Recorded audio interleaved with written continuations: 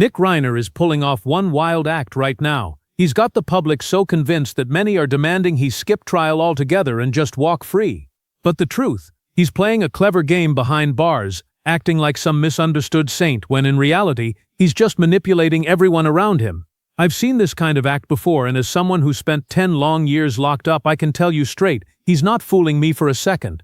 This man's putting on a performance, and it's a dangerous one. I've watched guys just like him twist the system inside out, and every time people fall for it. But here's the thing. If Nick ends up in prison for real, there are two serious factors that will almost guarantee he'll take another life. No one else online is even talking about this, which is wild. I'll break it all down and tell you exactly what's really going on. You got the kitchen, they cooking, and then you step right around here, and you got the distillery. What they doing? What y'all got going? Tell us a little bit about what you're doing, huh? Just squeeze the alcohol out. Put it on fire and cook it off. Alright, then. We lit. We getting tattoos and everything in this bitch. We lit. There he is. There he is.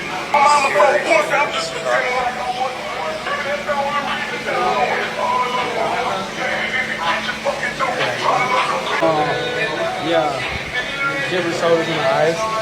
New video right here showing police closing in on Nick Reiner just hours after his parents, Michelle and Rob Reiner, were found dead in their home. This new video showing his movements inside a convenience store moments before he was arrested.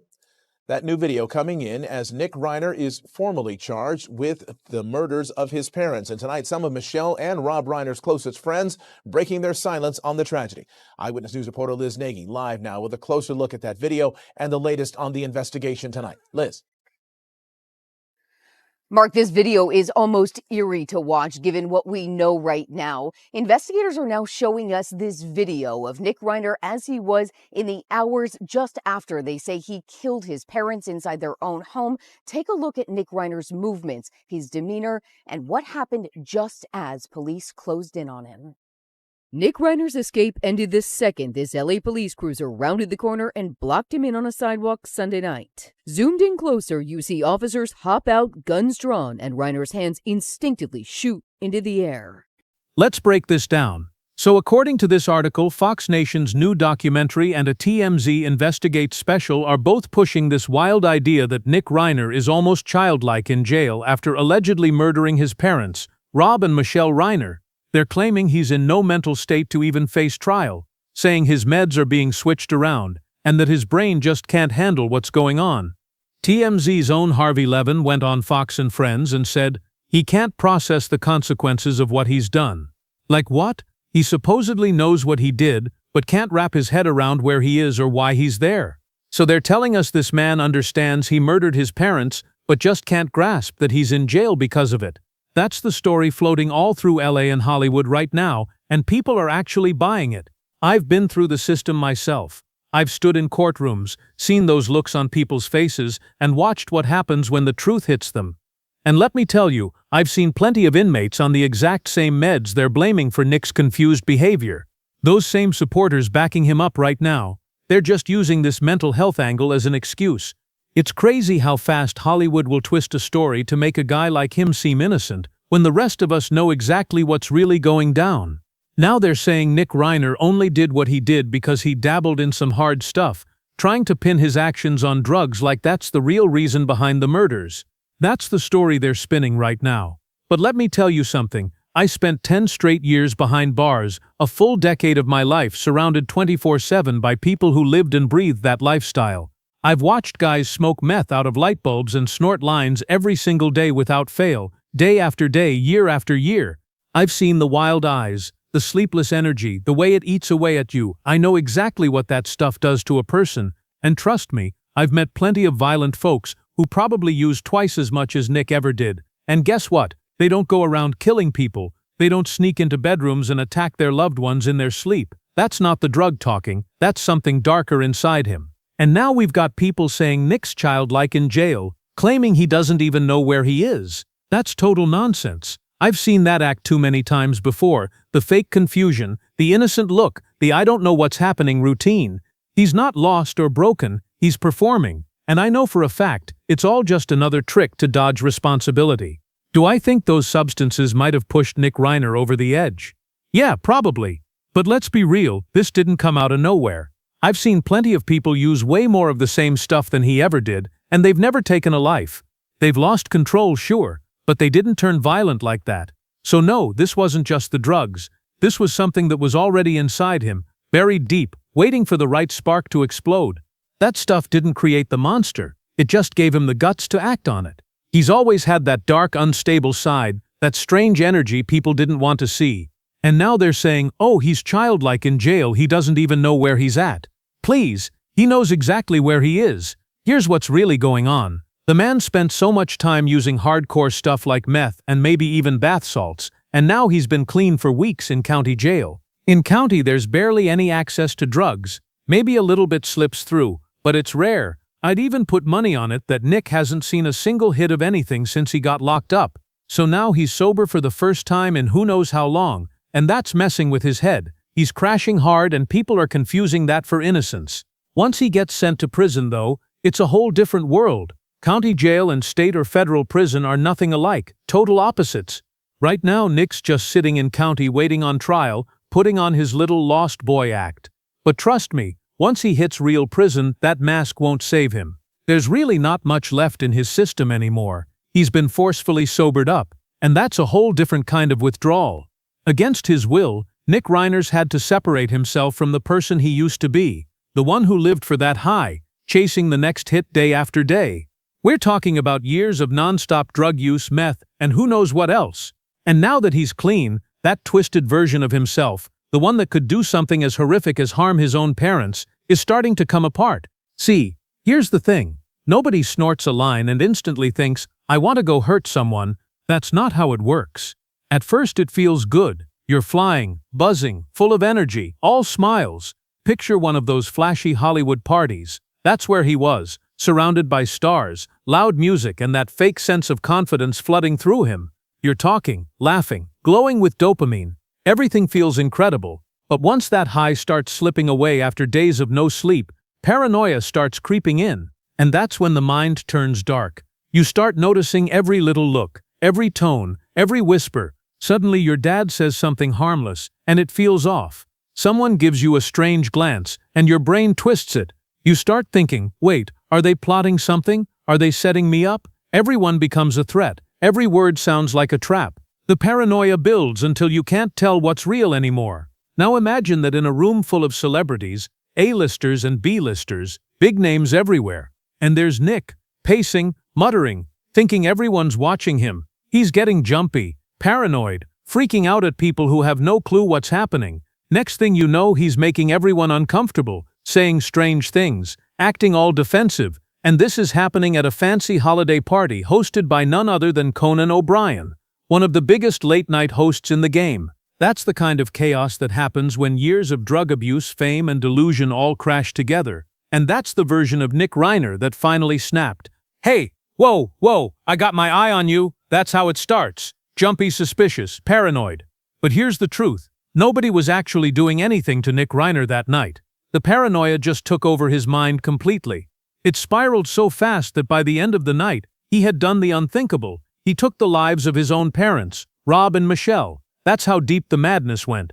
Now I've seen people go through full-on meth psychosis. It's terrifying. But here's the thing. They don't all turn into killers. Nick Reiner wasn't some lost soul. He was just another drug user who let paranoia take control until he crossed a line he could never come back from.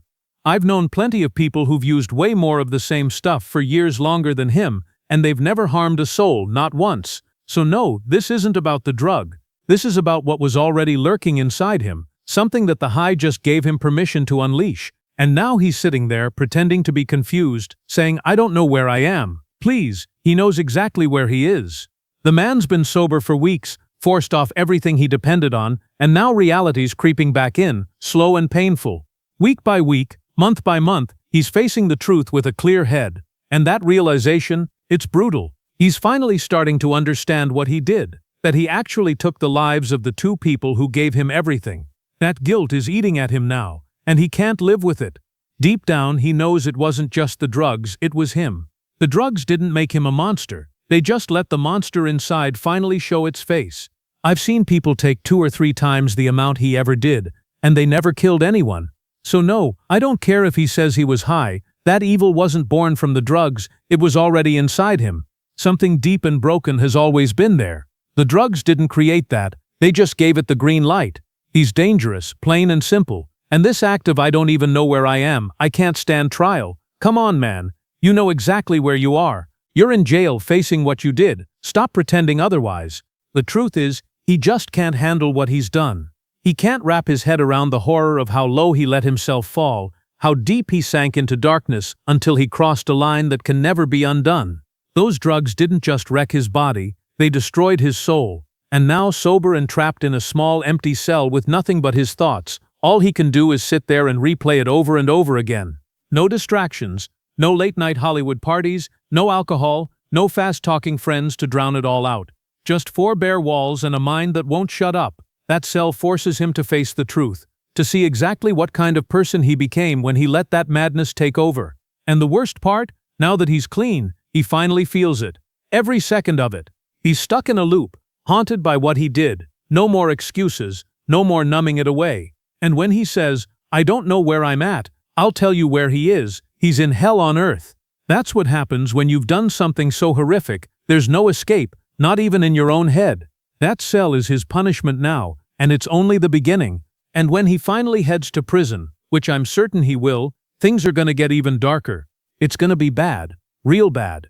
If Nick Reiner ends up in prison, someone in there is in serious danger. There's no sugarcoating it, the man's gonna kill again, and that's not just speculation. Everything we've talked about points to the same thing. Once he starts using again, that dark switch inside his mind flips right back on. Meth doesn't create the monster, it activates it. There's something broken deep in his wiring that drugs just bring straight to the surface, and when that happens, he turns murderous. And let's not forget, he's already proven what he's capable of. He didn't just lash out. He used a knife, a weapon that takes planning, focus, and a cold kind of rage. He's shown that he'll strike while someone's defenseless, even in their sleep.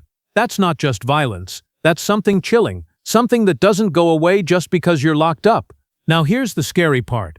In prison, the 2 things there's no shortage of are drugs and weapons. There's meth all over, even if people pretend otherwise. And handmade knives pop up every day.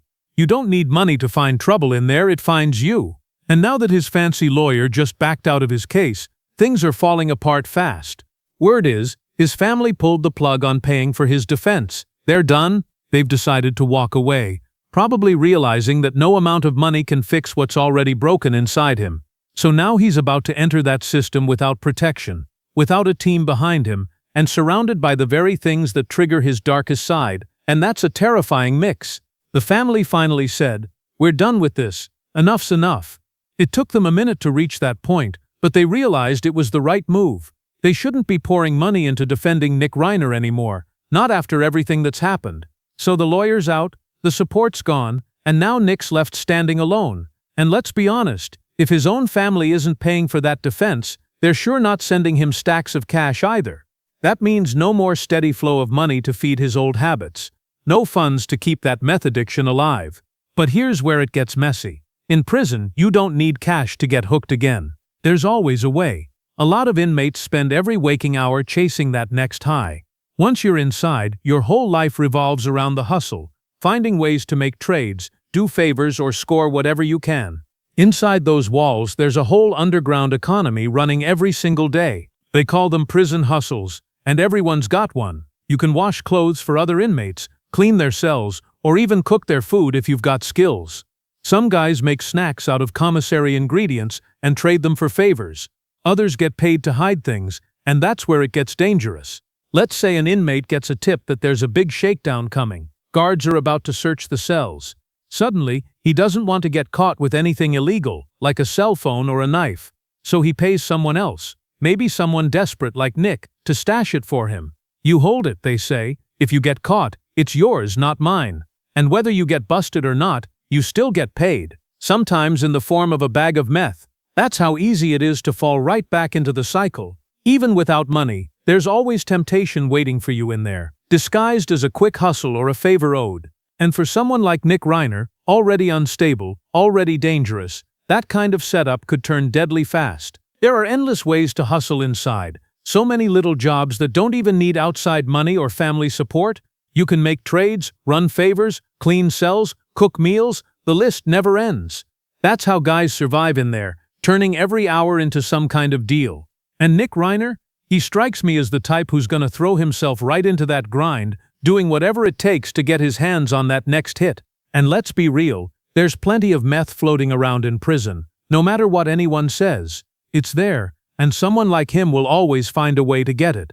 Once he does, the switch flips again. Add in the fact that he'll definitely have access to a knife and a cellmate who has to share that same small space and actually sleep next to him, and you've got the perfect setup for something bad to happen all over again. He's already proven what he's capable of with those exact ingredients: meth, paranoia, and a blade. That's a deadly combo, and every single one of those pieces is waiting for him behind bars. So yeah, I stand by my prediction. He's going to do it again. It's only a matter of time before we hear about another tragedy tied to his name. What do you think? Drop your thoughts in the comments, and don't forget to like, subscribe, and share this video. Let's keep the conversation going and stay tuned for the next big update.